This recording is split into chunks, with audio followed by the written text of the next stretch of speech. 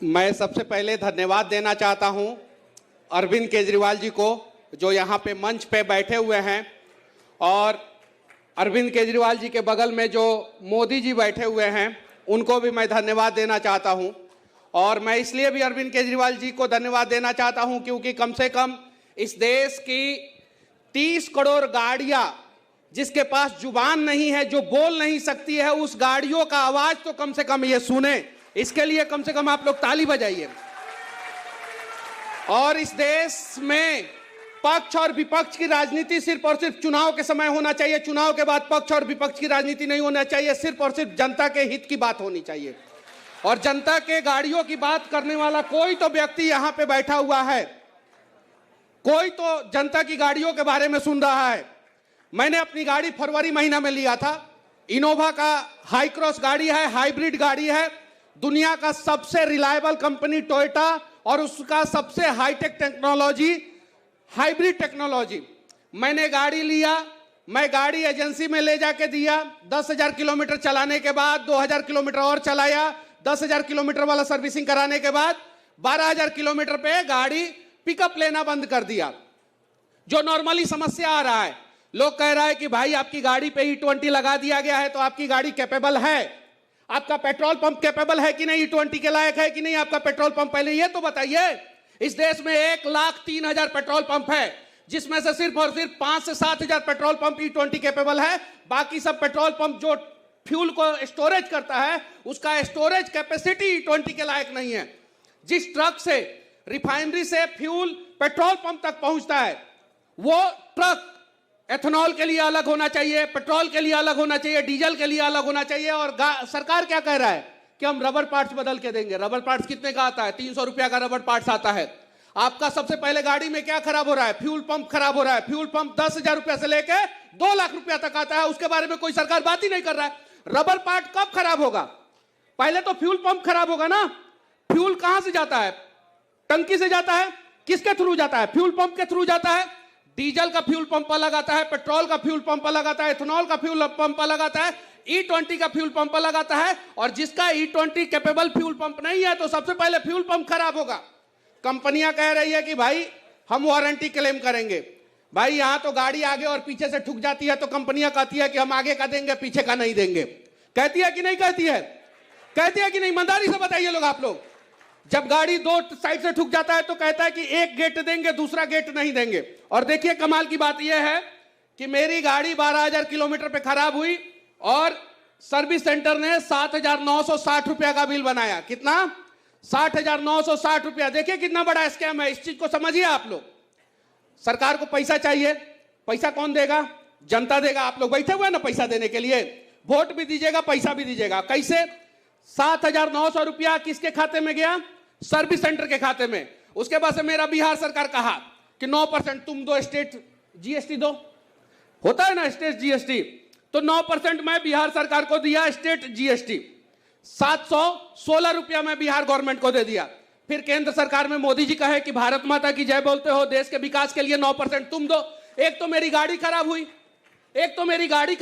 12,000 kilometre चलाने के बाद गाड़ी खराब हो गई। उसके बाद से मैं सर्विस सेंटर को दिया 7,900 रुपया। स्टेट गवर्नमेंट बोला कि 9% तुम दो, सेंट्रल गवर्नमेंट बोला 9% तुम दो।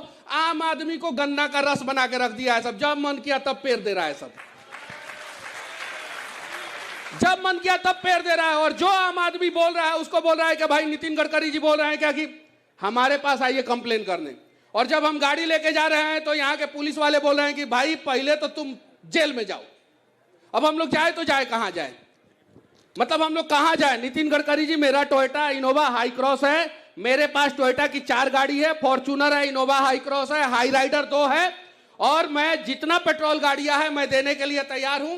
6% एवरेज ARAI कह रहा है कि 6% एवरेज डाउन होता है। भाई रियल वर्ल्ड में कम से कम 10% एवरेज डाउन हो रहा है, मिनिमम 10% एवरेज डाउन हो रहा है। जब आप E10 से E20 पे स्विच हो रहे हैं, 10% इथेनॉल मिला रहे हैं, 10% एवरेज डाउन हो जा रहा है, तो पेट्रोल का इंपोर्ट ड्यूटी कहां से बचेगा? ये बताइए ना। आप लॉजिकली बातें नहीं कर रहे हैं। जब E10 से E20 पे स्विच कर रहे हैं, 10% यहां पे इथेनॉल मिला रहा है, 10% एवरेज डाउन हो गया, तो आपका इंपोर्ट ड्यूटी नहीं बचा। दूसरा चीज, आप चावल के नाम पे किस प्रकार से एमपी में 1160 करोड़ रुपया का घोटाला कर लिए, 360 डिग्री घुमा के कुपोषण का चावल से इथेनॉल बनाना शुरू कर दिया ये लोग। बताइए, इस प्रकार से स्कैम हो रहा है। आज मैं इस मंच से कहना चाहता हूं, मोदी जी भी बैठे हुए हैं, अपने आप को मोदी जी कह रहे हैं, ये हैं अरविंद केजरीवाल जी बैठे हैं, मेरे से स्टाम्प पेपर पे लिखवा के रख लीजिए लोग। 1 साल के बाद आपकी गाड़ियों का सर्विसिंग कॉस्ट 1.5 गुना नहीं हो गया ना, तो मैं वीडियो बनाना छोड़ दूंगा। आपकी गाड़ियों का सर्विसिंग कॉस्ट 1.5 गुना होने वाला है, और 2 साल बाद आपकी बातों को कोई नहीं सुनेगा, क्योंकि इस देश की जनता मुद्दा को 90 दिन के बाद भूल जाती है। कितना दिन के बाद? 90 दिन के बाद भूल जाती है, और 90 दिन के बाद किसी को याद भी नहीं रहेगा। आप लोग जितने लोग बैठे हुए हैं, आप लोग बताइए कि 2 साल पहले इस देश में इसी महीना में कौन सा ट्रेंडिंग मुद्दा था जनता के हित में? किसी को याद है? 1 साल पहले कौन सा मुद्दा था? 6 महीने पहले कौन सा मुद्दा था? और ये जो अभी जंतर मंतर पे प्रोटेस्ट हुआ है, एथेनॉल वाला मुद्दा ये है, इसके पहले कौन सा मुद्दा देश में ट्रेंड कर रहा था? आप लोगों को पता है? याद भी है? 6 महीना बाद आप लोगों को यह भी नहीं याद रहेगा। 6 महीना बाद आप लोगों को यह भी नहीं याद रहेगा, यकीन मानिए। बस मैं आप लोगों से कहना चाहता हूं कि साथ दीजिए, जो भी आदमी सही काम करे उसका साथ दीजिए। और अभी सही चीज के लिए ये आवाज उठा रहे हैं आप लोग, कम से कम जो गाड़ियां आवाज नहीं बोल नहीं सकती है उसके साथ नहीं खड़े होंगे तो आपके बच्चों के भविष्य के साथ कोई नहीं खड़ा होगा। आप लोगों में से जितने लोग हैं, माता पिता हैं, आप लोग कसम खा के बोलिए कि आपके बच्चे शुद्ध हवा ले रहे हैं क्या? शुद्ध पानी ले रहे हैं क्या? तो जो आदमी अपने बच्चों के लिए शुद्ध हवा, शुद्ध पानी का व्यवस्था नहीं कर सकता है, वो आदमी अपनी गाड़ियों के लिए सरकार से लड़ेगा क्या? लड़ेगा क्या? और ये लड़ाई सिर्फ और सिर्फ आपकी गाड़ी के लिए नहीं है, ये लड़ाई आपके बच्चों के भविष्य के लिए है। शुरुआत आपकी गाड़ी से हो रही है, क्योंकि एक आम आदमी, मिडिल क्लास फैमिली जो है, वो सबसे ज्यादा परिवार में नई गाड़ी को प्यार देता है। तो जब आप अपनी गाड़ी के लिए लड़ लीजिएगा तो आप अपने बच्चों के भविष्य के लिए भी लड़ लीजिएगा।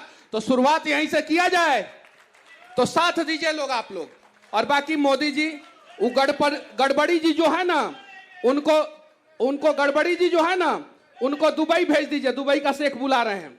उनको तो भेज देंगे, लेकिन मुझे ऐसा लगता है जिस प्रकार की इसने बातें करी है, मुझे इसको 90 दिन के लिए गायब करना पड़ेगा। एक बार सरकार 9 महीने के लिए गायब किया था, फिर आए और मजबूती के साथ आए। तो 9 महीने में भी आपको लोग नहीं भूले हैं ना? नहीं भूले। इसीलिए मुझे लगता है कि आपको तो फिर 9 साल के लिए गायब करना पड़ेगा, क्योंकि 2047 में यही रोड़ा बना हुआ है। अब बगल वाले इनका भी कर रहे हैं जी, इनसे पूछिए, इनका भी किया है, लेकिन आ गए ना वो सामने। लेकिन जिस प्रकार की मैंने आज ये लोगों का हुजूम देखा, ये हजारों लोग देखे, मैंने आते ही कहा ये E20 के समर्थन में आए हैं, क्योंकि मुझे लगा ये हजारों लोग समर्थन में होंगे। मोदी जी, आपके मुंह से हजारों शोभा नहीं देता, लाखों कहिए। मैं जिस प्रकार का मोदी हूं, हजारों ही बोलता हूं।